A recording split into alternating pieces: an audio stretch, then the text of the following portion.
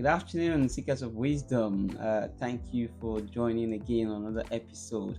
Today, we're going to be talking about what I call why people struggle in the UK financially. Welcome to another episode of Chronicles of 1900. Today's inspirational podcast is going to take you to another level. I can guarantee you this is something I've been thinking about for quite a number of years, and I feel like I should share it now. It's going to be in two parts. But the anecdote to this question is the fact that I have experience on both sides. So I've been there, I've done it, so I can tell you exactly what it looks like. So, in this first part of the episode, I'm going to be talking about why people struggle financially in the UK.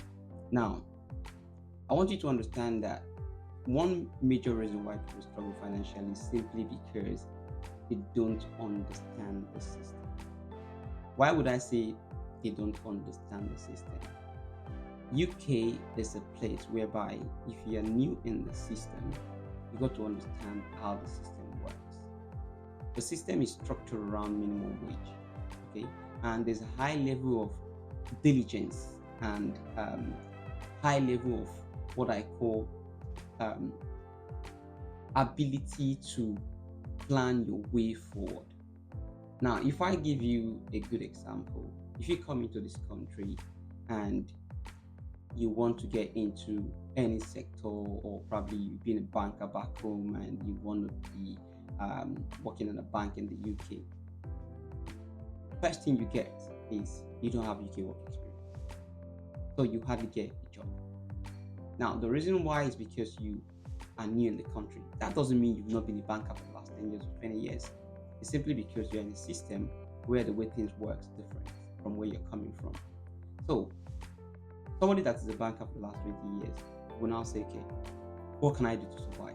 Remember, in the UK, bills are monthly, your rents are monthly, your gas, electricity, your council tax, they are all monthly. So the question is, if you don't work 1 month, how do you survive the next month? It's difficult. But if you understand the system, you would see that the way the system has been structured is like that. People that are on benefit, they get paid maybe weekly or some even monthly. Why are they getting paid weekly? Because they could leave you other week. Why do people get paid monthly? Because they could leave you other month. This system is a system whereby if you don't work this month, you might struggle next month. Because what you earn, a practical example would be you are a carer, or maybe you are a security person, or maybe a receptionist, or an admin person, or a concept or call center person, okay, and you get paid maybe £15 or £13 an hour, which is around the minimum wage mark. And if you're doing 40 hours per week, if you look at that, see how much you're earning. At the end of the month, you're probably around the mark of 2,500, to about maximum maybe £3,000. And you live in a house whereby the rent is maybe 1,000, 1,500 already. By the time you take out your council tax, maybe £150, gas and electricity, another £150. By the time you look at all these things, you would realize that you are left with maybe 500 if you're lucky, or maybe 300 sometimes at the end of the month. Now, imagine if you don't work the next month, how are you going to pay those bills for the following month? So the system has been structured in a way that you must, as a person, be able to plan your way.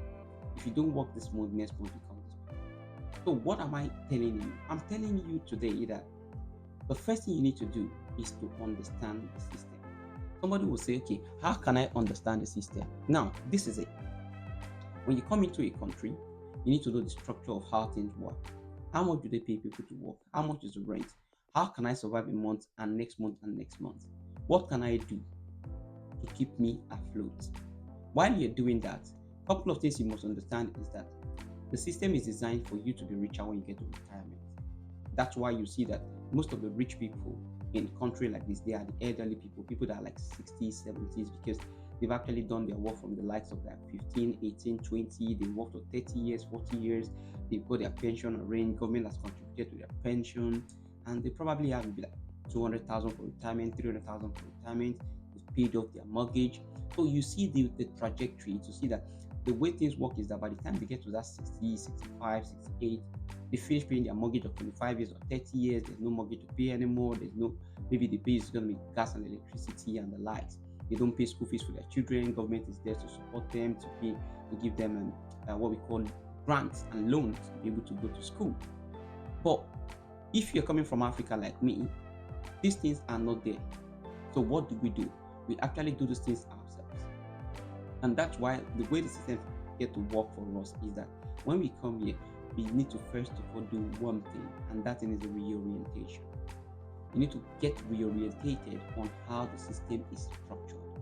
If you understand the way the system is structured, you will not be under pressure. I'll give you two things that you must put together. One is reorientation, and the number two is seek the right information. When you have been reorientated about the way the system works, you will not be under unnecessary pressure. One, if you are working on the minimum wage, you will not go and get a house when you know your salary is 2,500, 3,000. You wouldn't go and get a house that the rent is 2,000 because obviously you're stretching beyond your capacity. This is a country whereby you scale. There's a time you scale up, there's a time you scale down. So when you know that you need to be reorientated, you need to understand the way the system works. You need to know, okay, now this is where I am, this is what I'm getting as income with me and my wife, or probably I'm alone, I'm a student, I only work part-time, I've paid my fees, how do I keep myself afloat and everything. The reorientation is one of the things that makes you begin to realize that you are no longer where you used to be. By the time part of the reorientation is understanding the culture, the people, the way the system works, the way the government works, the way the tax policy works, the way the government department works, and then the way applications work and the likes. When you begin to understand the way those things work, you have what I call a default reset of how you live your life. Now, that will take away from you financial pressure where you say, okay, oh, I'm making 2,500 every month. But you know what? I want to drive a car and I want to get a car on a loan or a PCP, and you're paying £500 every month. When your total earnings and what you have left is £200, you're going to struggle financially. Every month you have to borrow money to meet up, simply because you are actually trying to live a life that does not fit your current circumstances. And this is very common within some of the people that just moved into the country, probably because of the life you were living before. You're a very big man back where you're coming from, you're a manager, you pay, you have your house, you don't pay rent, you have guards and everything, securities. You've been living that life, and you think you want to carry on living that life here. You're going to struggle. So back to what I said, the first thing you need to do is reorientation. The reorientation will help you to know that you're no longer where you used to be.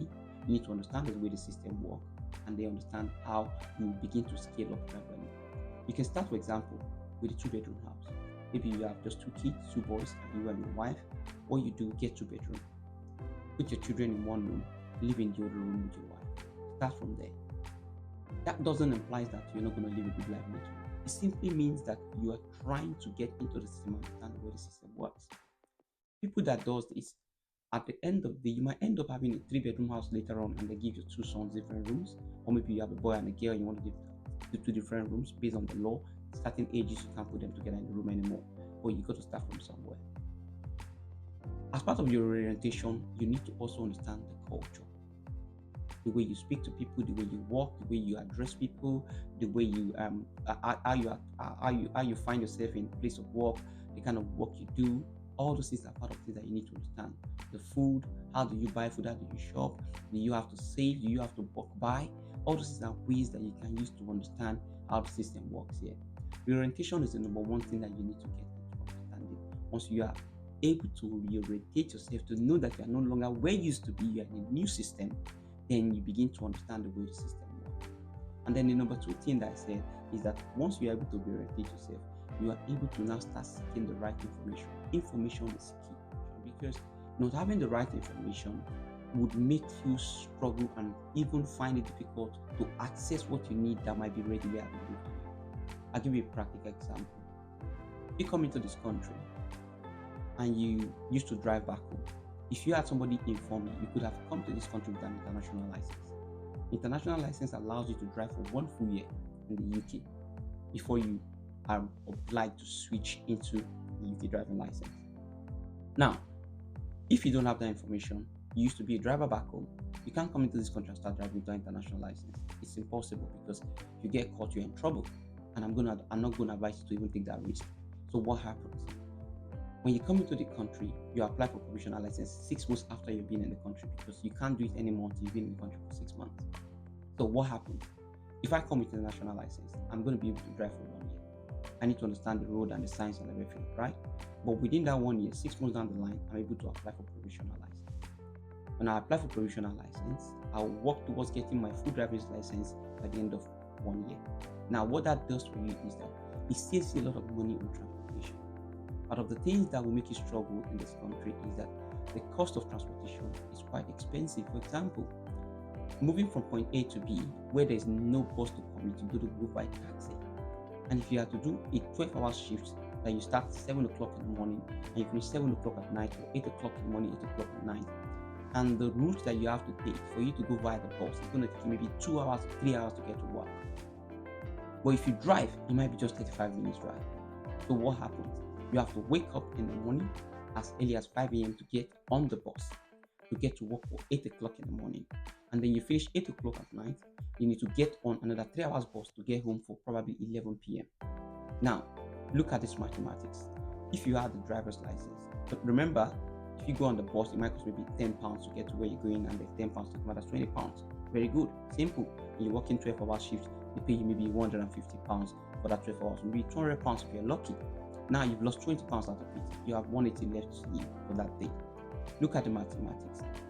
If you have to go by taxi, maybe it's going to take maybe £40 to go, £40 to come back. That's £80. You don't want to do that because it seems like at the end of the day you have 120 left. So what happens?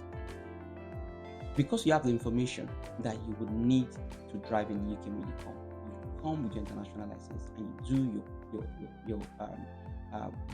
your insurance for your car. You buy a small car, maybe £500 to start with, right? And then you do the insurance.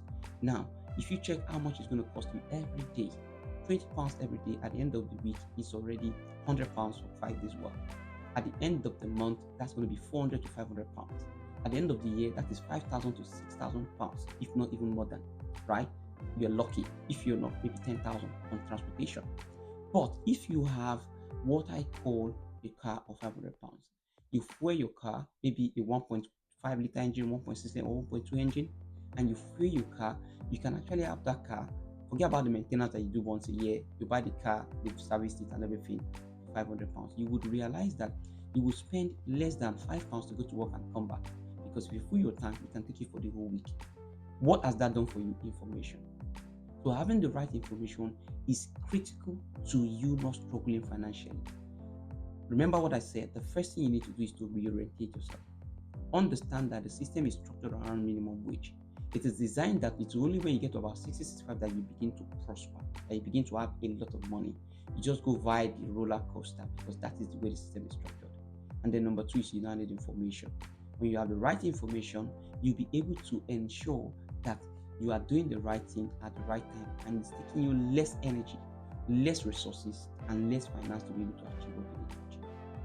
On the part 2 of this flip of the coin that I talked about, I'm going to also tell you about how you can be able to live and rise beyond the system. I've been in the system, I've worked minimum wage.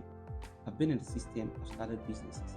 I've been in the business, I've worked in a role where I earn even times 5 of the minimum wage. I'm going to be telling you what you can do to be able to rise beyond the system. You don't have to do a minimum wage work of £12 or £15 an hour when you can actually do a job where you can get £400, £500 per day. It's not rocket science. It's simply what we have been able to do to get to where we are today. I'm going to be sharing this experience with you in the part 2. So I want you to put it at the back of your mind that the first thing about struggling financially in the UK is lack of reorientation and lack of information. If you get reorientated and you have the right information, you wouldn't struggle. And then the number 2 is that I'm going to be telling you how to rise beyond the system. That's going to be the title for the next podcast. I hope I've been able to inspire you and I've been able to tell you something that you need to start thinking about. I want you to like, I want you to share, I want you to comment, and if you want to ask me questions, go ahead and ask me questions. I remain your one and only Abraham Sunday on the Inspirational Podcast, Chronicles of 1900. Like, share, and comment. Until next week, remain blessed and remember, you can rise beyond the system. That is the next week episode for you. Thank you. Have a lovely week ahead. I love you. God bless you.